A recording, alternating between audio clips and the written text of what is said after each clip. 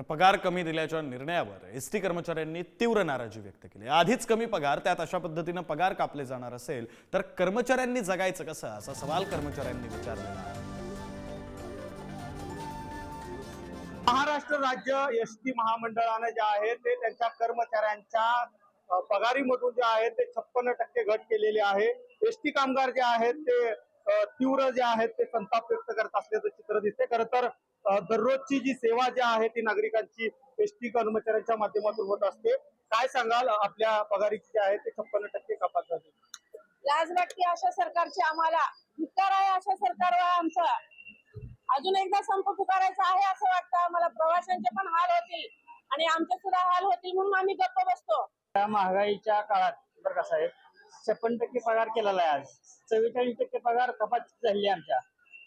त्या महागाईच्या काळामध्ये आम्ही मुलांचे शिक्षण, आरोग्य, कुटुंब व्यवस्था कशी भागवायची? प्रपंचासाठी प्रत्येकाला पगार पाहिजे आणि आम्ही काम करतो, कंटिन्यू आम्ही काम करतो, रात्र वेळ। आता हैदराबाद गेलं, तिकडे डासामध्ये तुम्ही जर बघितलं ते तर तुम्ही तो म्हणणार हे कसं काय असं काम करते।